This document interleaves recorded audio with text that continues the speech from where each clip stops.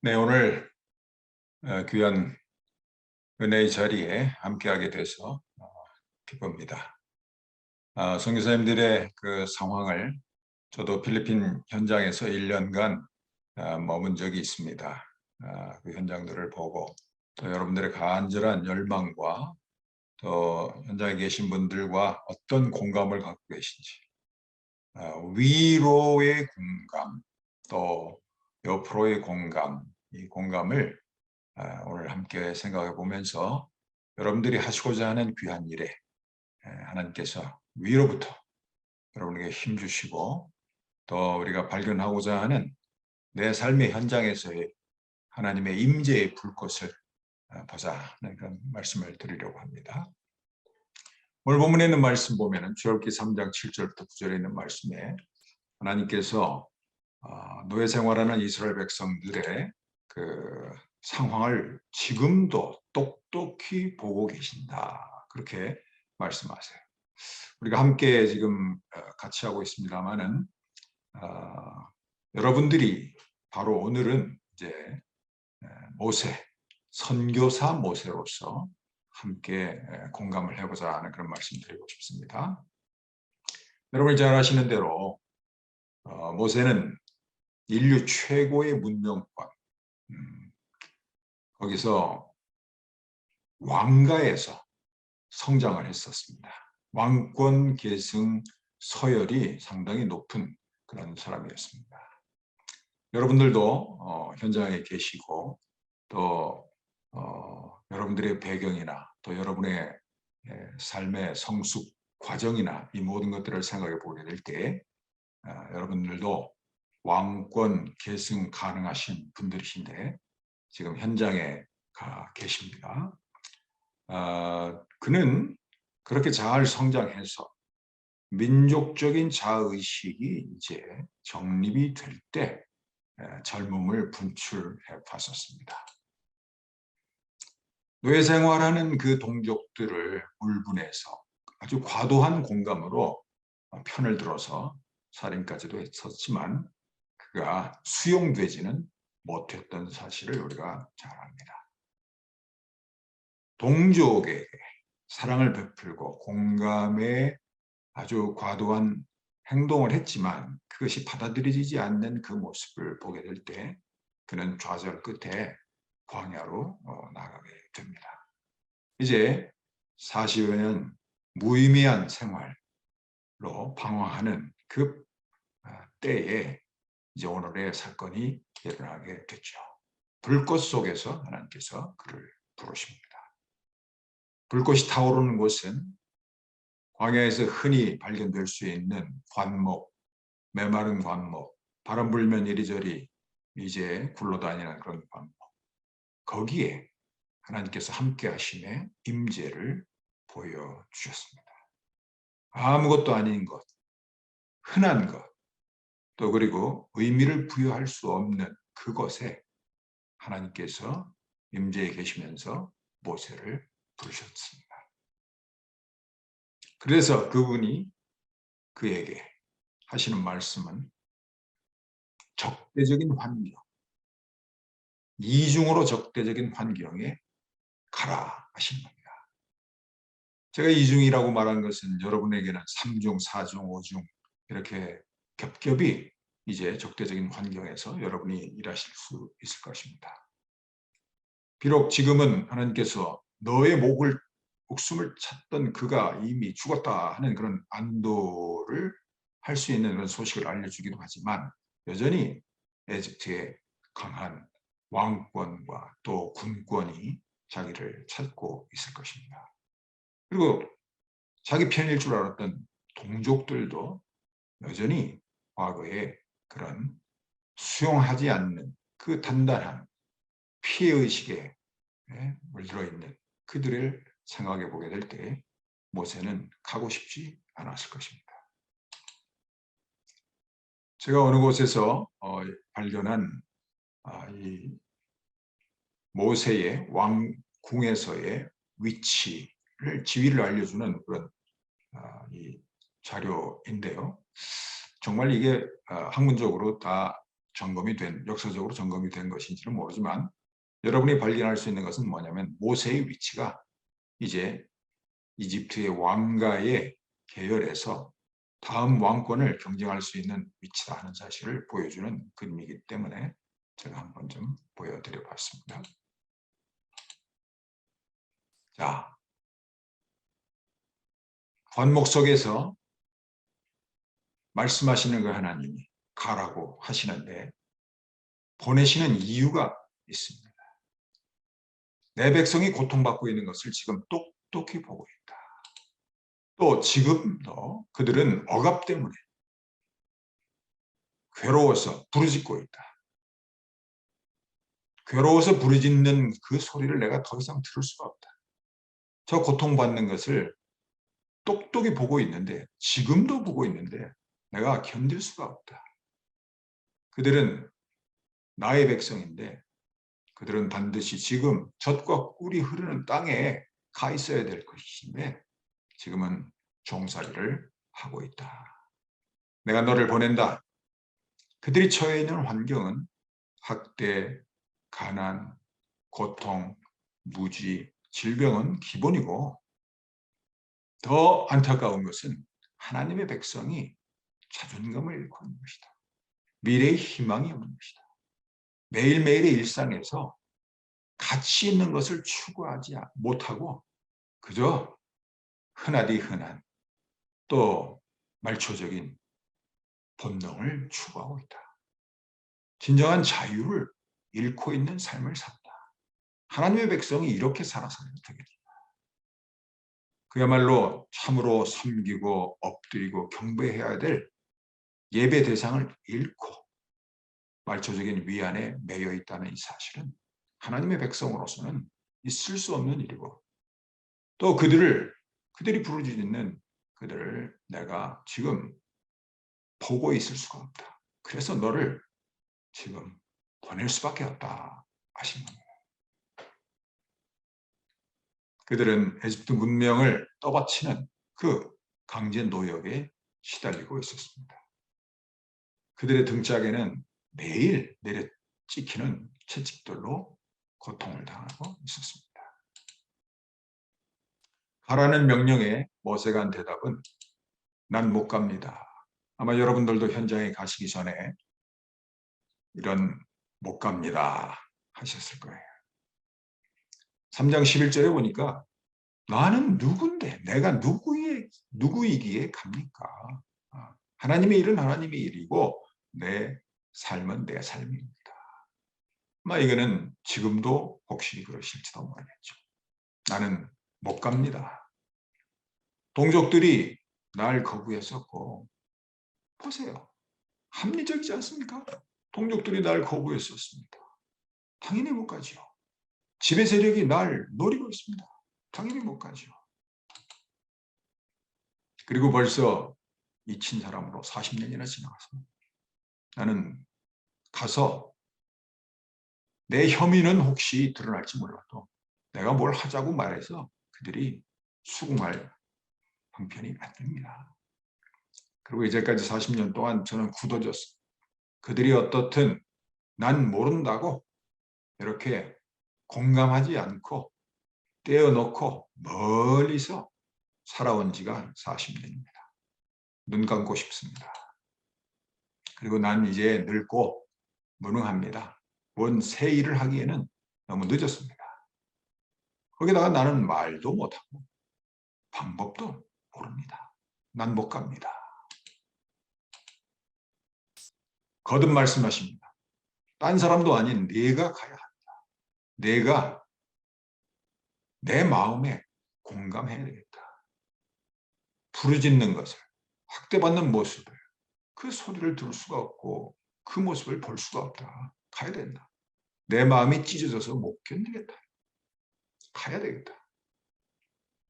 거듭 모세는 하나님 그러시던 말든 마음이 어떠시든 말든 못 견디시던 말든 난 안 되겠습니다.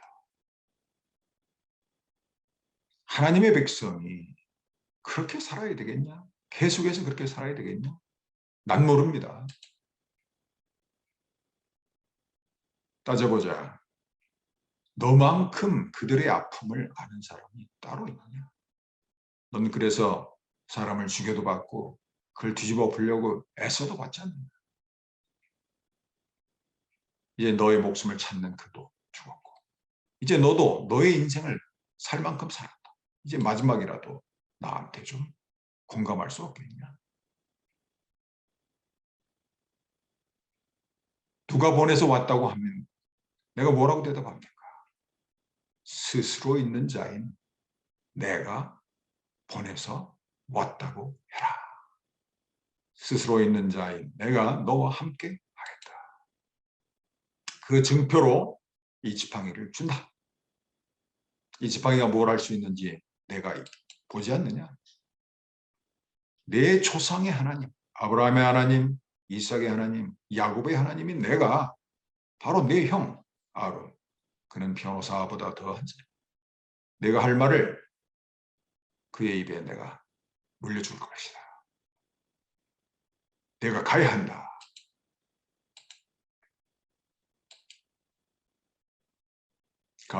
가봐도 또 그들을 위하고 싶어도 하나님이 가라고 하셔도 가서 할 일을 상상해 봐도 정말 결단할 수가 없습니다. 동족들은 엎드려서 예배드린 경험이 가물가물합니다. 고귀한 가치를 추구하는 생활을 해본 지가 기억이 없습니다. 그들은 배부르고 등 따시면 의미 있는 일 더 이상 필요 없다고 하는 그런 사람들. 틈만 나면 게으르고 또 왜 그랬냐고 그러면 거짓말하고 잘해줘도 불평불만 또 평생을 돌봐줬어도 배신하는 게 동족입니다. 그야말로 노예의 근성이 뿌리 박혀서 고질적인 그들의 심성은 고쳐지지가 않습니다.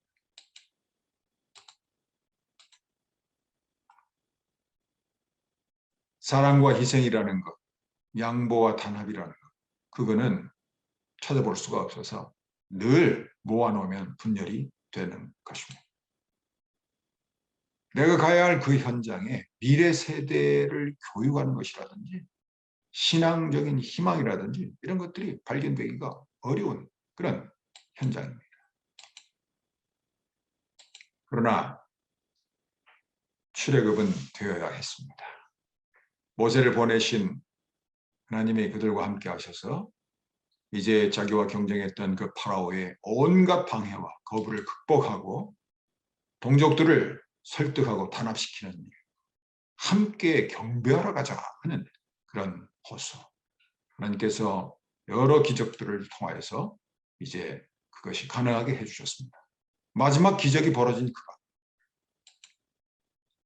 홍해에서의 세례를 받고서 그들의 동족은 이제 노예에서 자유인으로 이렇게 바뀌는 그런 역사가 일어납니다. 그리고 그들이 출발할 때 함께 공유했던 우리의 탈출의 목적이 뭐냐? 우리가 함께 하나님께 예배하자. 함께 예배함의 의미를 그들이 점점 알아가기 시작합니다. 자유인의 행복과 미래의 희망이라는 것이 어떤 것인지 자기 자식들에게 가르칠 수가 있었습니다. 오늘 우리가 생각하는 이 상황은 이제 영화로도 만들어졌었죠. 희망이 있으면 살아갈 수 있다는 노래. 우리가 가는 곳 그곳이 어딘지 아냐? 그것은 바로 채찍이 없는 것이다. 이제 여러 영화와 소설과 또 이야기 또 민족을 그 후대를 교육하는 이념으로서 또 우리가 전파해야 될 복음의 주요한 메시지로서 출애굽 노예에서 자유인으로 바뀌는 이 귀한 출애굽에 대한 역사 우리가 이제 이루어 가야 할 것입니다. 비록 가는 길이 이렇게 광야와 같아도 해야 할 일일 것입니다. 동족들이 바라는 것들이 무엇이었습니까? 그것은 천박한 것이었어요. 그 수준을 좀 높여 하나님께서 원하시는 그 수준까지 올리는 이 일이 너무나도 힘든 일이에요. 모세는 출애굽했지만 여전히 그 동족들과 이제 거리를 느끼지 않을 수 없었습니다. 그들은 고깃가마를 탐하면서 간섭만 없으면 태평스럽게만 살아가고 싶은 것이죠. 그들이 정작 바라봐야 될 것이 무엇이냐? 인간이란 존재, 하나님의 백성은 또 우리 다음 세대가 꼭 이렇게 살아가야 하지 않겠느냐 하고 우리가 간절히 바라는 것은 뭐냐면 살아갈 이유가 있어서 그들에게 닥치는 모든 어려움도 늘 견뎌가면서 새 시대를 열어가기를 바라지만 동족들은 그렇게 하지 못했습니다. 남을 위한 자주적인 희생, 노력 이런 것은 우리가 만나는 새 세대의 젊은이들이 그렇게 열심히 하지 않는 것 같습니다. 사랑의 수고로움이라 하는 이것은 103살을 살아보신 김영석 교수님의 행복론입니다. 사랑의 수고로움이 진정한 행복이다. 그래서 우리는 자녀를 큰 어려움에도 불구하고 낳아서 기르고 말썽을 부려도 참고 하지 않느냐. 우리가 등산을 왜 갑니까? 여러분들이 왜 선교 현장에서 그 결과가 눈앞에 보이지 않는 그 일을 힘들게 해나가고 계십니까? 그것은 여러분이 행복하기 위해서 하는 것은 아니겠습니다만 사랑의 수고로움이 아름다운 열매를 맺힐 수 있다는 것을 아시기 때문에 그렇게 하실 것입니다. 고통을 통해서만 개혁도 되고 진보도 될 수 있을 것입니다. 그것을 외면하는 것이 모세가 함께 출발했던 그 자기의 동족들이었고 오늘 우리가 맞닥뜨리는 현장의 그 현지인들이고 또 우리가 기르고 있는 다음 세대들이 바로 이런 모습을 보여주고 있습니다. 우리의 뇌는 하나님 만드신 그 뇌는 폴 블룸이라는 사람이 책을 써서 이렇게 얘기했습니다. 뇌라는 것은 쾌락만 추구하는 것이라고 생각할 수 있지만 아니다. 쾌락뿐만이 아니라 의미를 쫓는다. 고통을 기꺼이 감당한다.